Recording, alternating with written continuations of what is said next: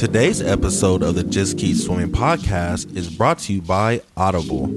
Audible is an online audiobook and podcast service offering over 10,000 books and the ability to listen to your favorite podcasts, including the Just Keep Swimming podcast. I personally use Audible all the time and suggest you take a listen to Intentional Living by John C. Maxwell.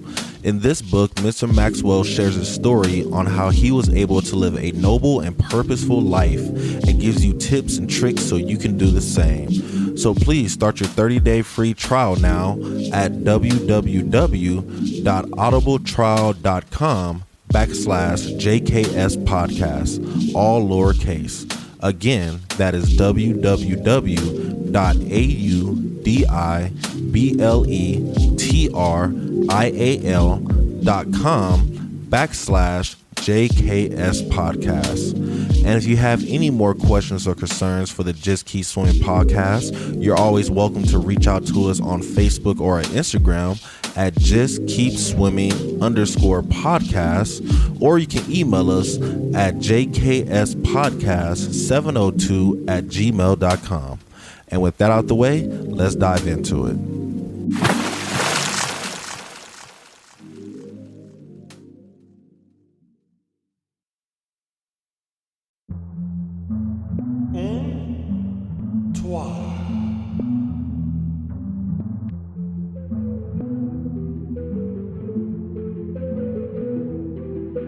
Good morning, good afternoon, and good evening, and welcome back to the Just Keep Swimming podcast.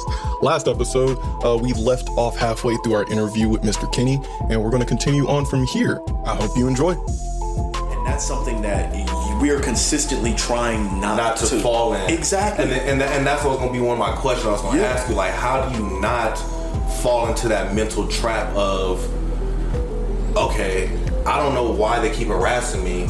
At some point, I have to, like, is it because I'm black? Like, you know what I'm saying? Like, but I think it just takes the acknowledgement that there could be several other reasons, too. I think that's just like, I'm not saying that you can't make that assumption, but you also have to understand that there can also be other assumptions made, and that takes away the gravity of it just being like, oh, it's because I'm black. It's like, it could be, hey, this nigga just doesn't like my hair. I'm black and I have this type of hair, but maybe he just doesn't like the way it's styled. Maybe he's having a hard day and, like, maybe his dog died like 2 weeks ago and he's just having like a hard, like, it's those other reasons without hardcore pinning like the verdict on one without confirming it with that person. And I think that's where that trap kind of lies.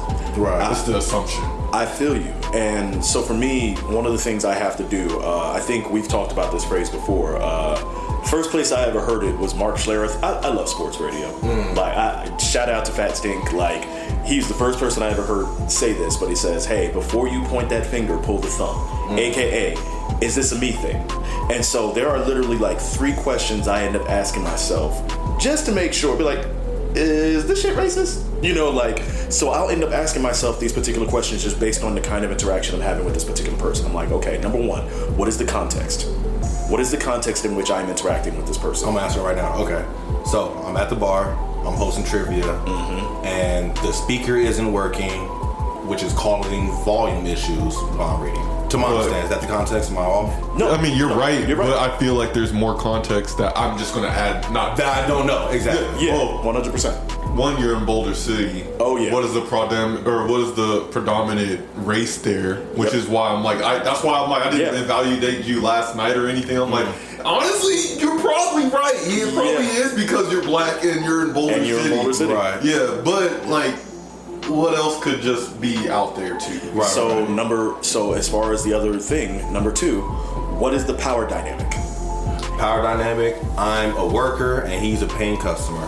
So I'm an entertainer. He's the client, technically. He is the crowd, the audience. I am the person on stage. Customer's always right. Customer's always right. So in other words, when we're talking about the power dynamic as well, it's just like, okay, who can get away with what? And it's him.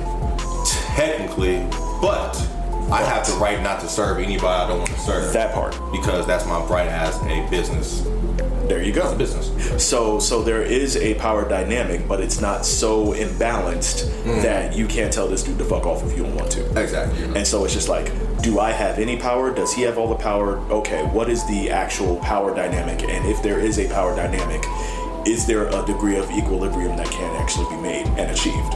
So context, power dynamic, and then the last one typically, who are you with? Not who are you as in the person, but who are you as in, not you as in you, but you as in the other person. Who are you with? Oh, who is he with? Who is he with? Exactly. So for me, it's just like, okay, would you be so bold to approach me if you didn't have a group with you? Would you be so bold as to approach me if you didn't have your girl with you? Yeah. Would you even do this if it was just straight up one-on-one? Right. And so it's one of those deals where you look at something, you're like, okay, you know what? More often than not, this is you just trying to flex. But you're trying to flex on me. Why? Well, simple. You look at me and for some odd reason I intimidate you. And I get it. I'm dope. I'm black. Right. See all this fucking black excellence? It drips off me. Right. You know, like you can walk into a motherfucker. AJ, like you're a tall, powerfully built dude. You got this beautiful chocolate skin that I'm always so jealous of because I grew up light skinned. But it's just like you stand in your masculinity in a way where if you know how to stand in yours, it shouldn't be a threat at all. In fact, side question. When's the first time, how old were you when you remember getting a black guy head nod from an older man? I think I've asked you guys this before, but it comes back into what we're saying right now. Dude, that's a deep question, but I mean, and just as a side note, like this also correlates with that book I was telling you about. Oh, too. yes. Yeah, like it's just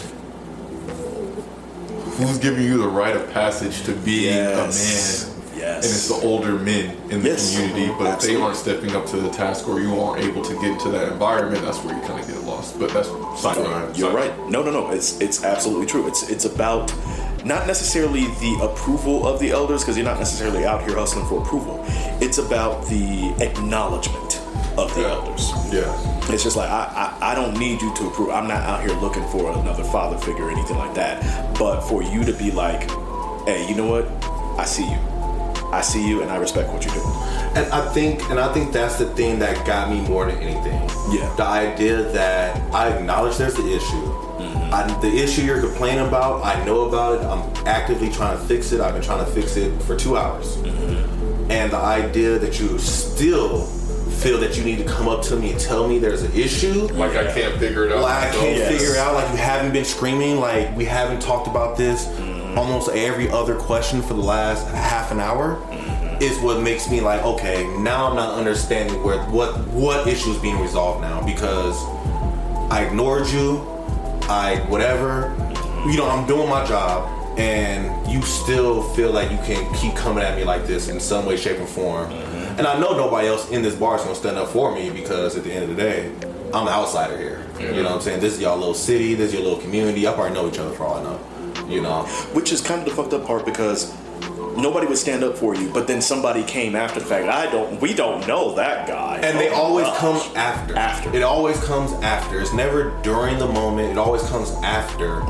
When people have seen that I was irritated or whatever, but I kept the show going. That's when people come afterwards and say, "Hey, we actually enjoyed your voice. We had no idea what the bartender was talking about. We loved your voice. You know, we had no issue with the volume or nothing. That guy was the only one." And it's like, that's when it's like, okay.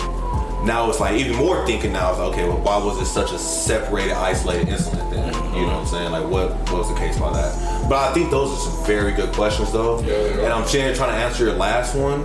Your last one was, what was the third one? The third one was, who are they with? Who are they with? So again, they're around everybody that look like them. But not to say, as you said, white is not a race. It could have been. It could have been Italians in there. It could have been, some true people from Spain that had that natural white. It could have been a whole bunch of those people in there. You know what I'm saying? Yep. 2, I was the only black guy. The cook was a black dude.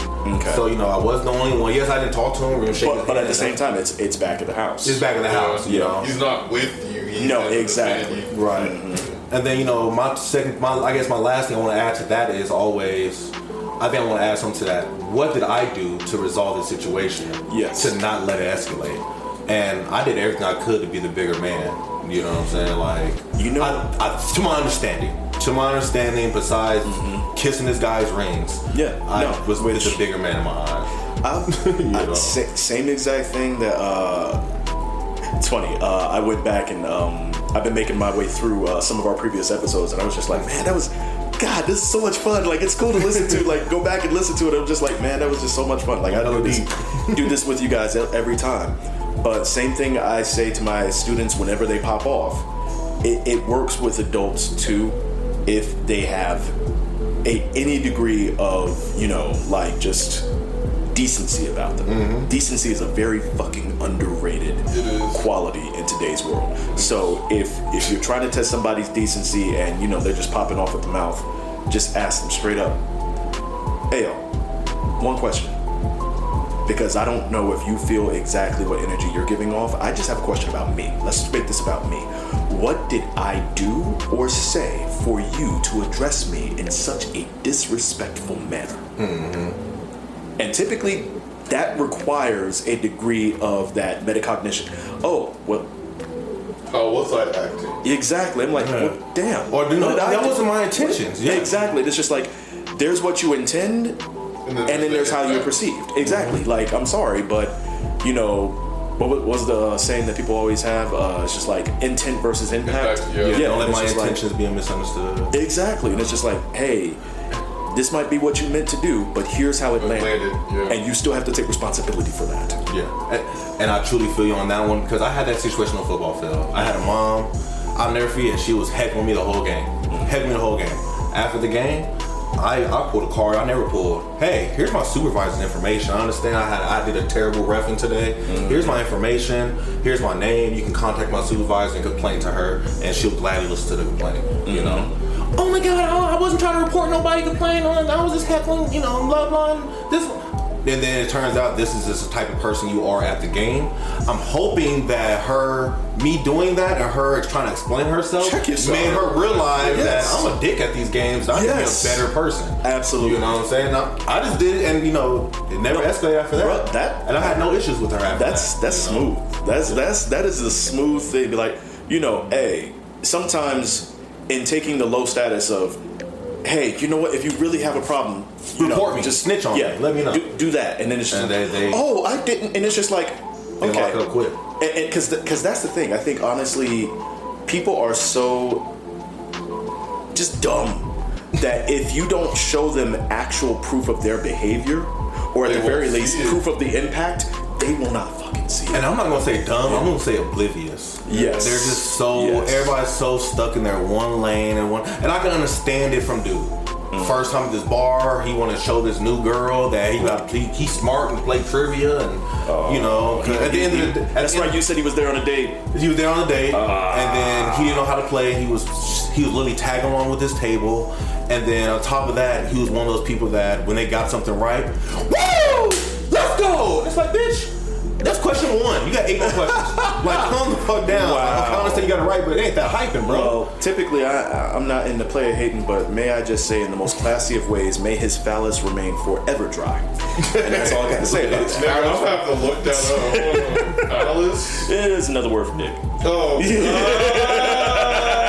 Yeah, I mean, look, hey, girl, whoever was on that date with that man, I hope you did the right thing. And you know what? On the flip side, me, I'm paying attention. She looked embarrassed because it was when she got up and walked to me and talked to me and stuff. Her first words wasn't like whatever. Her first words were like, "You got the phone. You're messing up the game. Like, we're trying to play. You're messing up our game right now. You took the phone. You're slowing stuff down. You're messing us up. Like, you can tell she was irritated. Like, come on, bro. You're messing up our game. You're embarrassing us." So it seemed like. And on the flip side, it seemed like he probably embarrassed the whole bar. Like, he probably embarrassed all the people in there. Like, why y'all treating this black dude like this? Like, he didn't have to come do this. Why you treating him like this, But this is why they think we're racist up here. This is why they don't like. This is why they don't come up here. This is why they don't like us, man. And I have no problem with that bar. The bar is cool. Shout out to the owner, Jamie, and everything. It was all super cool. Food, bomb. I've been there. I've eaten there. Like, Good burgers. Good burger. Great burger. That's exactly what I got. The mushroom burger. There you go. That shit was fire, bro. Yeah. Side salad, you know. But, there you go. But yeah, and I think, you know, but I think that's one thing that I always want to always try to come back to myself as in, you know, thank God that I'm able to take accountability for myself and my thoughts and my reactions, because the main thing I also do too is like, okay, how do I know this was a true racist situation, or was it really just he's just a natural asshole to the world, and this is how he treats you. He's just a fucking Larry David. You know what I'm saying? It don't matter who you are, where you are. You can be his wife, his best friend, his cousin, his mama. He's just a natural born asshole. And it could have just been that. You know what I'm saying? It could have 100% that. But, you know, as a black male, it's kind of like that thought comes to my mind at some point. It's okay. It's and it sucks that thought does come, you know. And I wish I could be like 1-3 when that thought doesn't come, where it's like I'm just so fluent I can just be wherever, you know. Yeah. But I mean, even and this is something I kind of want to touch on too. It's like even then, like that's just my experience and my perspective on shit. Like and who's to say that I shouldn't have a little bit more vigilance in like trying to clock that shit, especially since it's something I can't control. It's been a history precedence of this country and shit like that. I should be able to call it out so we can make the right adjustments in the community. But but then my mindset is sorry, goddamn, I keep kicking the hell out this microphone. My mindset is though, that mindset is what elevates us to the next level compared to, you know, again, we're 8 years apart? Yeah. Me growing up, I'm growing up with granddaddy, grandma, and dad who's still living on the west side, who will come home and say, I can't believe that white man said that. Or, you know, when, my sister brought her around her husband, yes, they faked the hell out of it, but when they left, they be talking shit. They be talking mad shit. And it's like, well, I can't get away because my old people are racist. Or not racist, but they're so stereotypical. Yeah. And then it's like, you know, you grew up in a time where you were able to be included in more blended mindsets, more blended conversations, seeing the more blendedness. Like, trust me, I always had the anticipation of, well, I can't bring a white girl home because, man, the way I'm raised in my community and stuff like that, they're going to kick me out the family. They're going to shame me. They're going to be like, nah, bro, you tripping.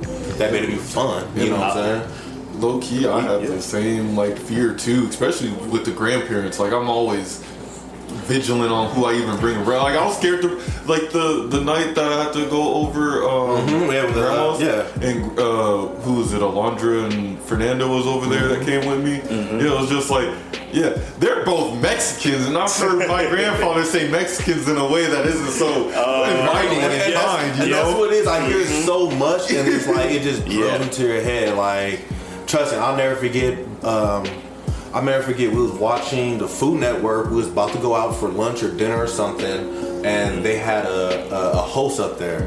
I low-key think it's RuPaul was hosting the Food Network. Okay. He's supposed to Food Network, right? Shit, bro. They have so many people on the Food Network now. I feel like it was RuPaul, though. It might have been. RuPaul before he was really doing the drag race and stuff. But the dude was just talking soul, you know. And that's how the cookie crumbles. Yeah, it does sound like some my dad was just like boiling on the inside because this was on TV. I can't believe this is on TV. I don't want to watch this guy. Like, and it was just like, I didn't think this on TV. Like, this shouldn't be nothing that irritates you. But then, like, oh no, what's this remote? Oh, it can change the channel. You can turn it off. We about to leave anyway. But at the same time, they're seeing it as something way deeper, as in, you know, they're trying to program the black kids to think that gay is cool. We go, who knows, you know? And it's like, that's what I've been thinking about too. Like, is this really even my thoughts, or these are my grandparents' thoughts? That's been so driven into me that I naturally now get this. I think this defensive. You know what I'm saying? I think it is generational in a lot of ways as well. Because honestly, so if you don't mind my asking, AJ, how old are you? I'm 35. So you're 35. And then 28. Oh, I'm 36. I'm tripping. I'm trying to tell you shit. So you're 28. You're 35 and 36. Sorry, and then I just turned 40 this year. So we're all of kind of close generations, but not entirely. Exactly. So it's just like I look at this and I'm looking at a lot of stuff because we're around the same age, and I look at it and I'm like, I had this fear of, because my ex-wife is white, and I'm like, I had this fear of bringing home a white girl. You know, but it was a little different because at that point where she and I met, I was already grown. I was already on my own for a couple, you know, for more than a couple of years. And at that point, I was the only person out here living, you know, of my family in Las Vegas. So it's just like, well, fuck y'all, I'm gonna do what I want. Do what I do, be happy for myself. Yeah. Exactly. But there were certain things I had to actually kind of get over, you know, because honestly, more than anything, people do have some questions. And you know how many times I've had to think of fucking the whole Paul Mooney Ask a Black Dude from Chappelle Show, because people do have questions. And more often than not, they're just so afraid because they don't want to, quote unquote, be considered racist. But it's just like, y'all act like being called racist is as bad as when you call us the N-word. Can we stop with that false equivalency for one? But also for two, Donovan, I love the fact that you feel and move differently about a lot of this, because that means that honestly, for your experience, it has been better than what we were either told or what we've experienced. That's what we should want for our kids. We should want for more kids to be as open-minded, as, you know, amazing and lovely about what they feel and what they think about the world and their place in it, as you and your generation have been. My thing is just you know, it's something that I wish I could convey across like the society and shit like that, but I'm not like I am like everybody else in the fact that when I heard about slavery and like, you know, slave trade and shit like that, I'm upset. Or like about the racism, like the Jim Crow shit, like I'm upset. Like why does treatment to another human being depend on like the color of their skin? But and I remember, I think I was watching a documentary with Dad back in the day, and then it was about like MLK and shit like that, and the reason why he's doing it. I'm just like, well, everybody's human at the end of the day. We still all got the same blood and shit like that. So wouldn't I just be perpetuating all this hate if I just took what happened to my ancestors and propelled this hate towards the white people still? Exactly. Like, because I'm basically doing the same thing as they were doing to us at the on the same thing. So it's like, why the fuck am I going to keep talking about it? Why am I going to keep like trying to press this ideology among other people when we can just all act like we're just fucking people just trying to live on this planet and we don't know why the fuck we're here at the end of the day. And that's the thing we want to get to, and we really, I feel like we're almost there, and every time that we get close, something happens to pull us back, and that's how I feel. I feel like we were really, I'm gonna keep it 100 with you, from 2010 to 2020, I thought we were there. I thought it was there. I thought race was about, I'm like, I was really saying, man, the next 20 years there's gonna be no race. We all gonna be just one blob, you know what I'm saying? One pale color or something. It's so funny because like, it's like as much as you see where things could be, you also see like the shit that drags us back. Because, you know, I worked on that Obama campaign, and like that was a huge deal, and you know it still is, and I still, you know, love and appreciate what his presidency did, even if he has some policies I don't agree with. But at the same time, I didn't expect the motherfucker to be perfect. Did not expect that. Didn't want him to be. Right. Because that part. And I think honestly that's one of the big things where it's just like, you know how I'll know that we are truly equal in a society? When you have black kids that are allowed to be mid as fuck. When you have a black kid that's allowed to be mediocre. When he doesn't have to be the best of everything that he's doing. You know, I have a kid, and I love this kid. He was in my APAS course this year. And this is a kid who is not only one of my most brilliant kids in class, but he's also like a state champion shot putter now. And I'm like, man, you are just good at everything you do. Like you are impeccable with your word, you are impeccable with your actions, It also like doesn't help that he looks a lot like my son too. And so, you know, I see this kid and I'm just like, wow, you know, you are literally you are the dream. You are what people are dreaming of when they look at young black kids and just say, okay, you know what? This is what's possible. And you know what? That's cool. And I'm so happy for him. But what's possible shouldn't be the expectation. That part. That's exactly the part. I was just talking to my parents like a week or two ago, and it was just talking about like, I think I just came outside from smoking, and my mom asked me, was like, hey, I just want to ask, like, as you were growing up, like we praised you and things like that, like you were so smart or you did this, right? Like, did that contribute to like your depression? And I was like, frankly, yeah, to a degree, because it's like, well, one, I not only learned from my brothers, especially Doug, with like grades and shit like that, but like just trying to do my best and things like that, and all of those sorts. But at the end of the day, it's like, man, I just wish I could have been me. Like, I wish I could have just worn my hair without dad popping off on me like every other week, just like, oh, you need to clean that up, you need to cut it or something like that. I'm like, dude, I'm just tired of picking it out every morning. Like, and then I have to drive across town to go to school and shit like that, only for it to get messed up when I go to football practice because I have to put my helmet on. Or like, I just wish I could have been me. I wish all of those things, but like, I tried to live up to this expectation that frankly I can't meet, and I only found that out within the past 8 years. And that's just over like bits and pieces of life experience. And I mean, that's why I feel like I'm so hard on myself to a degree too, because it's like I'm the only one that made to magnet school for middle school and fucking high school. So I mean, because of that, like, I'm assuming that you just want me to have good grades and like expel and like make sure I go to college and complete all this shit. But by the time I got to college, I'm like, I'm burnt, bro. I just want to have fun. I want to experience life. Yeah, man, I know exactly how you feel, bro. Because them, what was the term you used again? The expectation should not be. Oh, the potential shouldn't be the expectation. That is what killed me as well when I came back from college, because I'm the first one in my family to graduate, and then I feel like a failure because my dad believes I'm supposed to get a perfect job because I got a college degree, and I'm trying to explain to him that the college degree is not as powerful as it was when you graduated high school, and there's a lot of black people that graduated with me used at my graduation.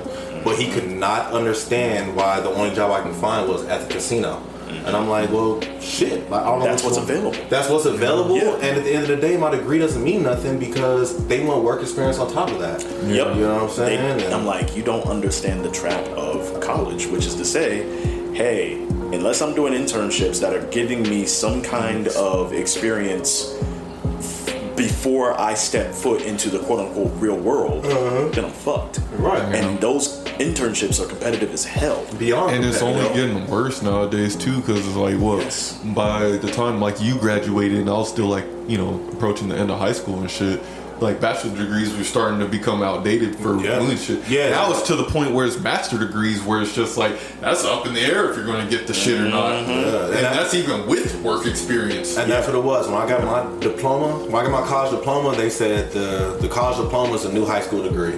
You know what I'm saying? Everybody's getting them. Now you have to go beyond masters. You have to go beyond bachelors. You have to get masters, doctorates, or you have to be certified in something that's so unique that And then there's always this looming thought that, like, even if I did have the gall and the energy and the fortitude to get all of that shit, am I going to have like a good quality of life? It's not promised. Dude, because it's not promised. It's not promised. It's not.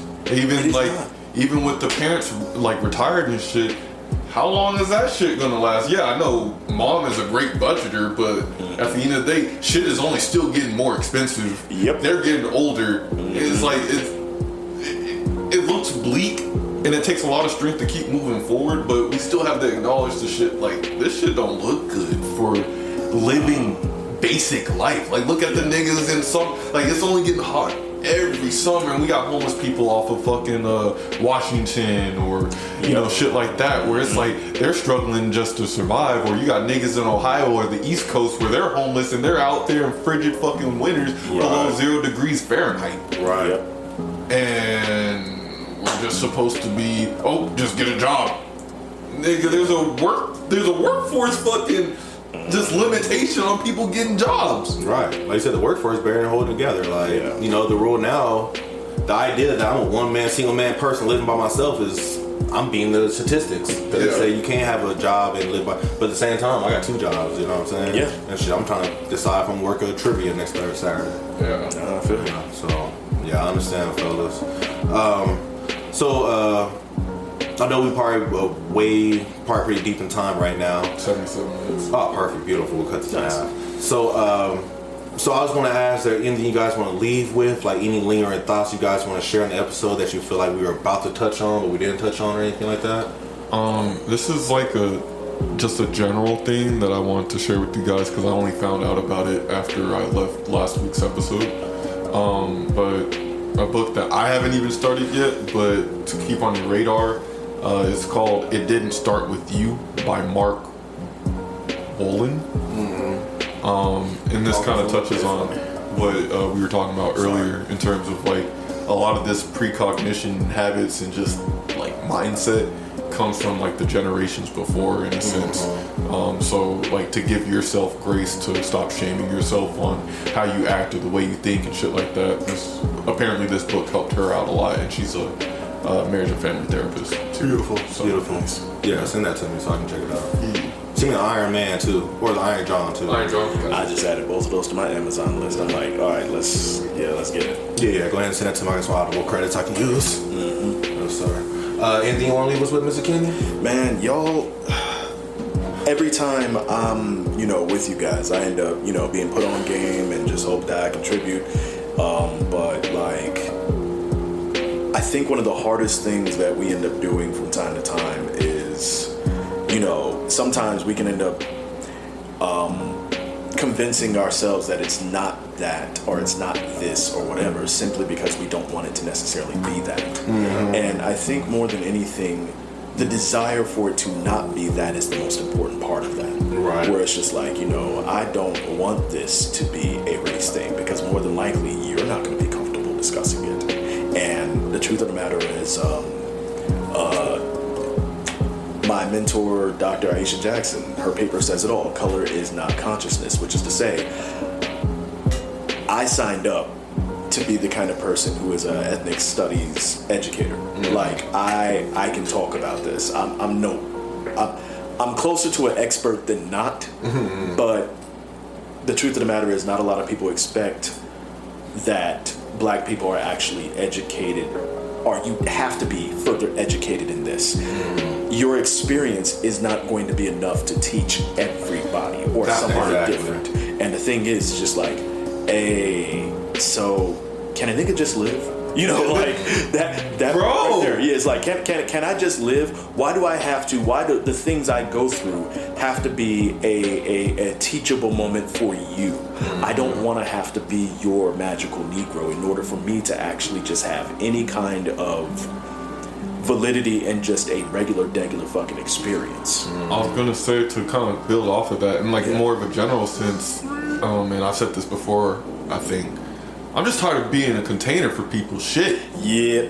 I'm tired of it. I'm not trying to be this example. I'm just trying to live my own life, and I'm trying to let you live your own life. So let us just do that. Can we have like a mutual respect of where we're just living and hanging out in the same vicinity on any given daily moment? But I'm tired of being the container for your shit. I don't want you. I don't want to be the person that is on the receiving end of your shit, of your problems, of the shit that you haven't looked at yet. And I'm not blaming you for not dealing with that shit, because that shit's insidious for how hidden it can be within our psyche. Yes. But I am tired of being here just taking the brunt of it without saying anything. If you're gonna act that way, cool. Let me know so I can just walk the fuck out, because I'm tired of it. And I think that's what I'm gonna leave on too. Like,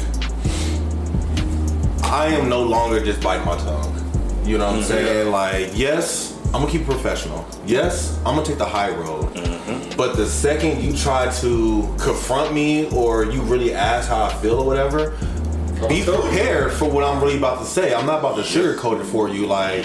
And mind you, this isn't the first time that somebody came up to me and was like, oh, and I'm like, well, I ain't gonna lie, I feel real disrespected right now. I'm telling them how I feel, and they're shocked that I come at them back this way. Yeah. And I'm like, what do you think I'm gonna do? Just sit here and nod my head and like, no, I have feelings too. I'm a human as well. I'm a human being. And just because you feel like you have this sense of power, the sense of rightness, or whatever it is, like, I'm more close to wrong test than you realize. Like, I'll jump off the stage, you know what I'm saying? Like, you have no idea how many kids I call out. I had this one kid, summer program. She ain't talked to me for the rest of the summer program because I called her out her cussing on in front of everybody. And she was like, I said, I'm sorry. She was like, oh, sorry. I said, huh? I'm sorry, sir. I'm like, yeah, thank you, respect. I'm not playing that game with you. Like, I don't care who you are. You thinking I'm just here not listening. Like, I'm paying attention. I'm here. And I can't bite my tongue no more. I'm sorry, because me biting my tongue is what has me in therapy right now. Exactly. And I'm trying to get discharged, so, you know what I'm saying? I'm going to stop biting my tongue, and I'm going to let you know how I feel. A lot of times I'm great on, like, masking my energy. I'm like, no, you know, it's not a big deal, you know? Somebody being mad, I can't hear it, I'm cool.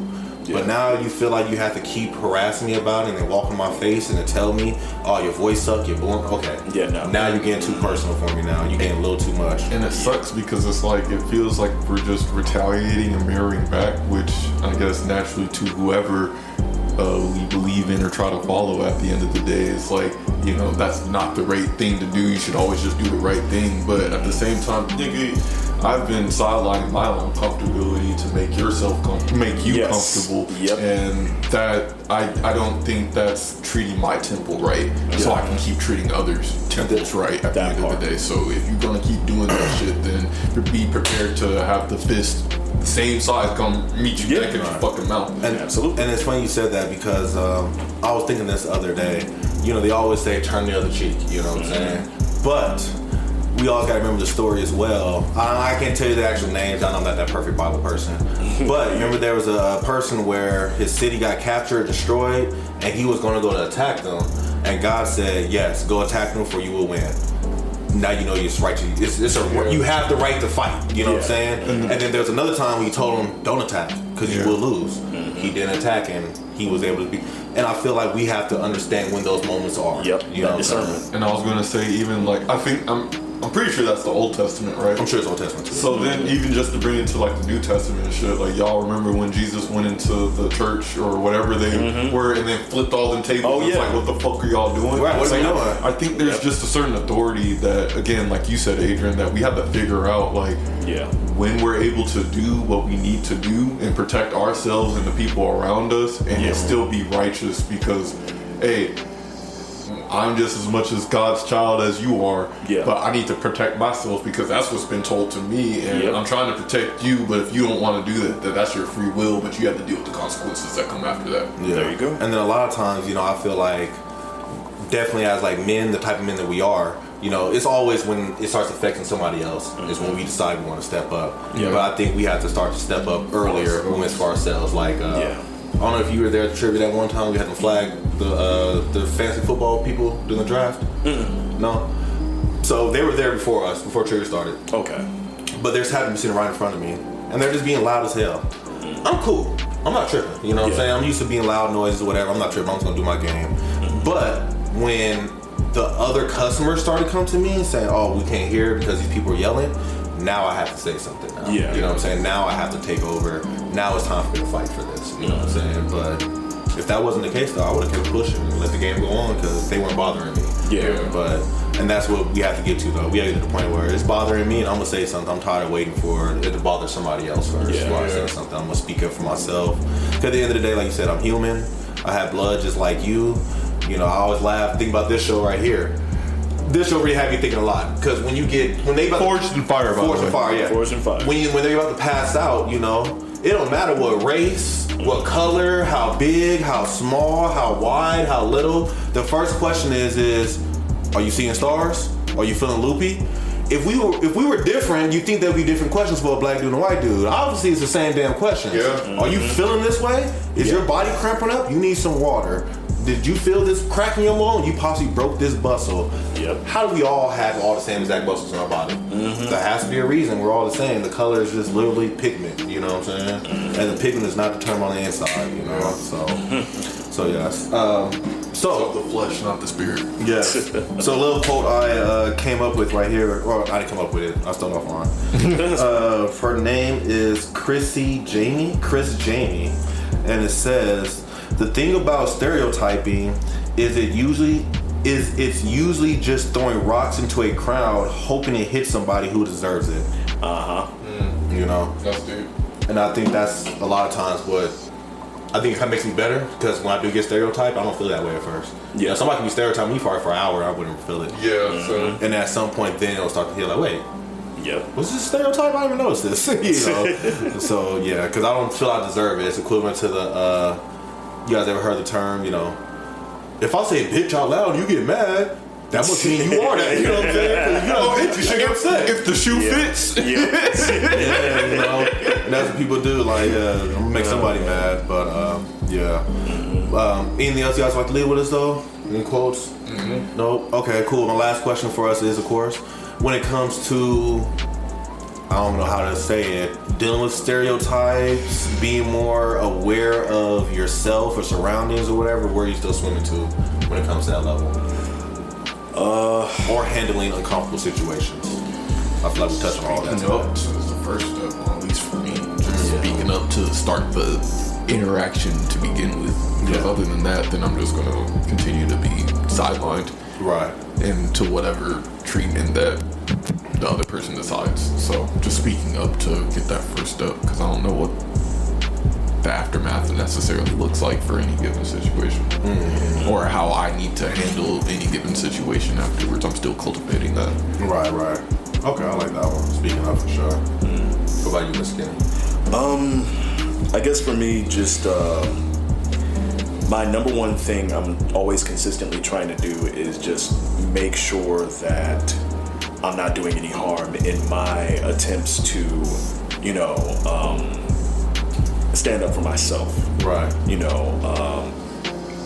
I've been in situations before where it's just like I feel like I'm wronged, and so because of that, I'll just kind of fire and let loose, and it's just like, you could have got that done with a jab. Did you have to, throw a haymaker? Right. Did you, exactly. So it's just like, exactly. It's just like, damn, you really stomped that nigga out. Like, did you have to though? And it's just like, no. And I think honestly, more than anything, there are times where I'm afraid of my own strength and my own, ability to do harm and those particular things. So for me, it's just like, okay, well, how do I find the correct balance between the righteousness and standing up for myself and the caution and discernment of not harming anyone else in the process of doing this? If I have to hurt you because of this particular thing, that's different. But knowing and understanding those situations, knowing and acknowledging my own strength, and knowing that overuse of that strength is weakness. Right. Listen up, audience. This nigga is not talking, he's speaking. You need to listen up. Yeah. I love that. God damn, I love you, Donovan.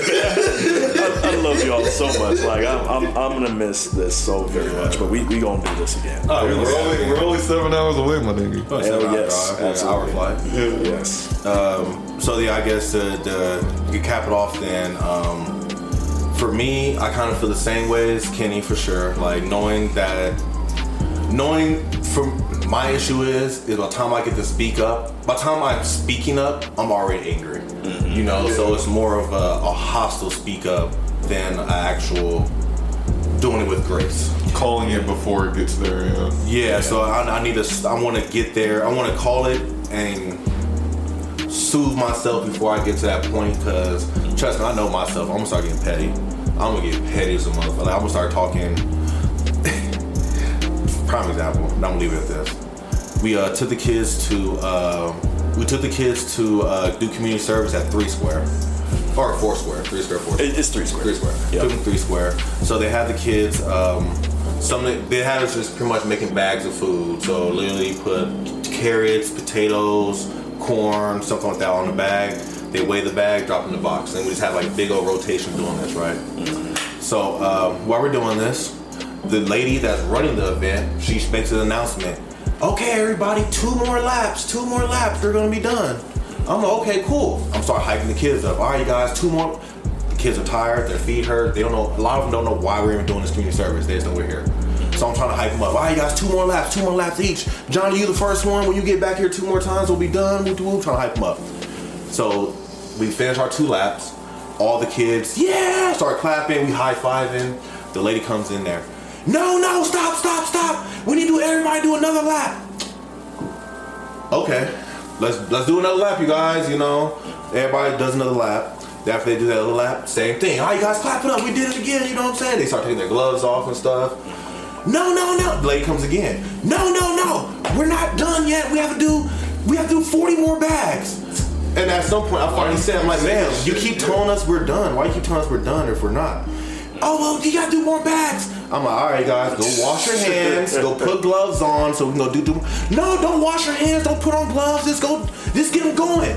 I'm like, these kids already took their gloves off. Their hands are sweaty. Like, no, we don't care. Just get the bags going. We're trying to get you guys out of here. So as we're doing the last bags, my mouth starts going.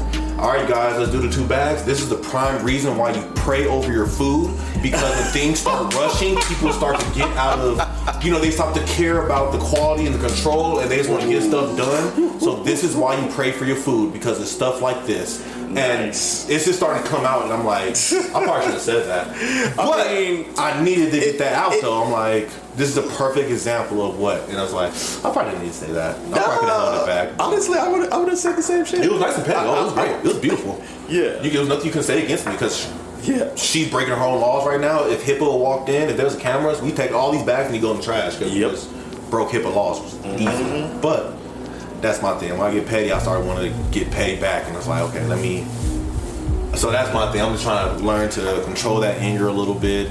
Definitely when I feel it build, either get it out right now, or understand that maybe it doesn't need to get out at all. You know what I'm saying? I can just bite my tongue in a better way. I mean, I don't know. The more as I go through therapy and shit like that, the more I just feel like, I don't think there's necessarily a problem with what you did. I don't either. I know. And then that's my thing too. So let's go on to the next part. I think there's a problem with what I do, and that's what gets me, because I'm like, I don't feel like I told him. Hey, sir, I need to take 2 steps back. I could just hit the nigga. But you know what that is? Leave him alone. Quit master, stop it. Like, you know what I'm saying? It could have been bad, but it was like, no. Let me tell him to take 2 steps back, sir, because I'm in this mood. Like, That is decency, though, AJ. That's like the fact that you would have felt bad if you did something like that.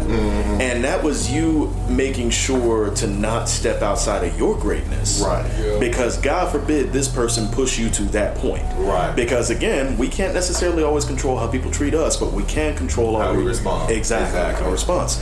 And so for you, and that's why I said earlier, man, like we should be giants for all the fucking times that we had to be the bigger man. Right. And I'm like, for the times I've had to take the high road, y'all should be naming this shit after me. It should be Kenneth D. Kenny Highway. Motherfucking Highway.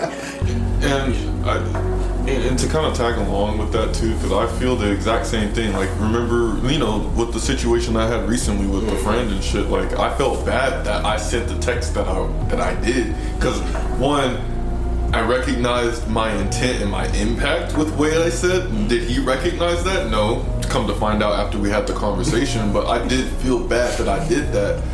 But one of the things that, like, I'm still trying to figure out, and please take this with a grain of salt, because I'm sure I still it's all good shit. But like, I mean, I think that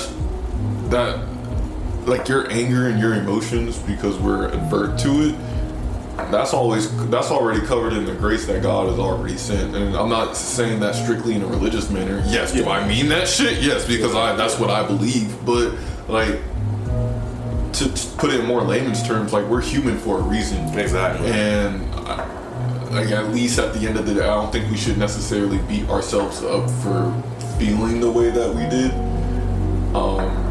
But if we did any action that was outside of that scope of our greatness, as Kenny would say, then that's where I feel like we should reprimand ourselves a little bit in terms of like, hey, this wasn't our brightest moment. Right. But like, for the fact of simply having the emotion because we're upset and our boundaries are being crossed, I feel like we shouldn't be too sad or feel bad about that. But I'm not saying, but I'm just saying that because I empathize with you. I feel bad, dude. And I understand. Don't want to do this shit. Yeah, because then you know, I'm sure you're like me, where it's like then you feel bad, and now you're in your head all day long because you felt bad about something that you know you shouldn't feel bad about, but for some reason you do feel bad about it, and it's like, why do I feel bad about feeling bad? And then, you know, so like that's the mental loop that I'm going through. That's why I go to therapy. You know what I'm saying? Because, like, trust me, I wrote this down. I can't go wait to talk to my therapist about it. But I'm sure she's going to react the same way as you, as in you did the right things. You handle yourself in a good, wet manner, you know, but now we have to understand why you feel bad for standing up for yourself. You shouldn't feel bad to stand up for yourself, you know, because my emotions rose for a reason. Obviously, at some point, I must have felt unsafe if I had to tell somebody, you need to step back. You know what I'm saying? I felt offensive, and I need to protect myself now. So, and just like a small note too, because there was a day before the end of the school year where we're still doing the after school program, and you know, as we've been talking about this whole episode, of course I have the nature of just letting shit slide too far, and the kids have been sliding a little too far, and like, you know, they're not listening. Like, we're going to have supper before we go back and actually do the program, and then I told them, hey, stop throwing them fucking carrots across the room. Like, I know y'all are active, I know y'all not throwing carrots. Like, but they're throwing carrots like it's a football. I'm like, yo, just sit down and chill, because first off, the custodian's office is right there, the door's open. Like, treat this place with respect. Right. Okay, I clocked it. Y'all kept doing it. So, okay, cool. I'm not saying anything until we get back to the room. Okay, boys, you, the ones I saw in the cafeteria, step outside. I'm running y'all. Since y'all have so much energy, I'm gonna just run y'all. Y'all doing routes, y'all doing drills and everything. Okay, y'all wanna still keep talking and think it's a game? Okay, come on, let's go to the stage.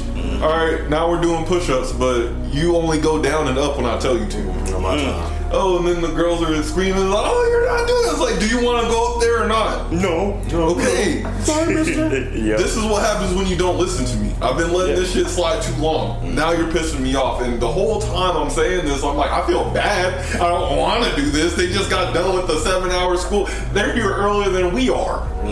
They just had a school day, but now I'm making them work. But like, dude, this is the consequences that I've been telling y'all for the past 3-6 months. This is what happens when you don't listen. So are we going to listen now or not? And you know what? And I had that exact situation over the break. And we went to the whole summer break. I had these 2 lovebirds in my school. I knew they were dating, but I'm like, you know, who is it? Huh? Who was it? Who was it? Was it West Prep? Yes. Who?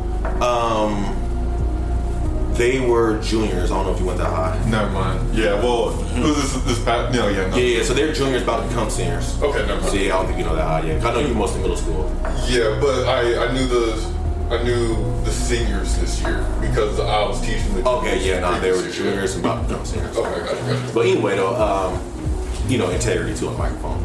Anyway, though, so the whole time throughout the summer, I'm letting them know, like, I don't care if y'all sit together, y'all can have lunch together, but y'all can't be doing all the holding hands, y'all can't be doing all the kissing, whatever, you know. Yeah.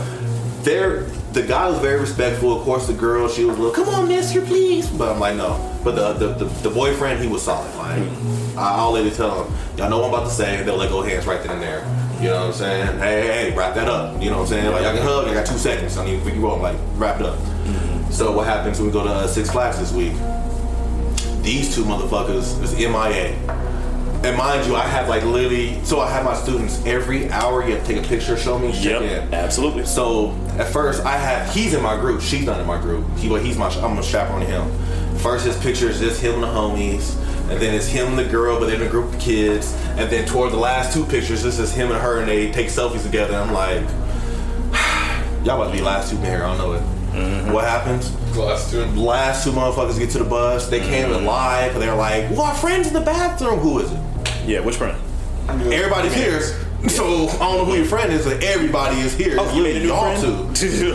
Exactly. So, you know, same thing though. I had to tell them, I was like, all right, y'all not sitting in the back no more. Y'all coming up here. Y'all sitting with us on the ride back. Yeah. But then after that, I let it go. Because they knew they messed up and they knew what it was. And it's like, it's kind of like when that respect is taken both ways, or people know they messed up, but they respect you, stuff like that. There is no fight. There is no issue. It's gonna be so simple, you know. But then, like you said, sometimes they take it too far, and it's like, all right, now I gotta really punish you. You know. Yeah. I was kind of with them the whole day, but that night I was like, y'all took it too far. Y'all late. I'm tired. My feet hurt. Yeah. My feet are wet. My feet are wet, and I've been walking this park for the last 2 hours. I'm tired. Let's go. Yep. Y'all sitting up here with me. This y'all new seats. I don't care if y'all go to sleep. I don't care what y'all do, but y'all up here with us now. Y'all with the old people now, and we all already sleep. So shit. Yeah. Silence. Yeah. It's like on the movie. Yeah. Turn on the Incredibles again. Yes. But yeah, fellas, let's go ahead and wrap this episode up. I know we've been going for a little bit. But everybody out there listening today, we hope you guys learned something today. Rock with us.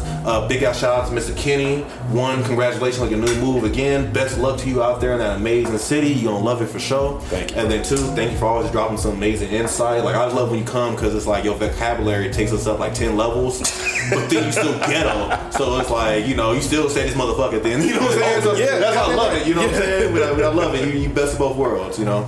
But yeah, appreciate you, brother. Always good to have you, man. Love and appreciate y'all, man. Yes, sir. Absolutely. 1-3. Thank you again, Captain. You already know. Yep. I'll see you next battle round. Yep. All right. But with that being said, we hope you guys have a great day, a marvelous afternoon, a splendid evening, and remember to Just keep swimming.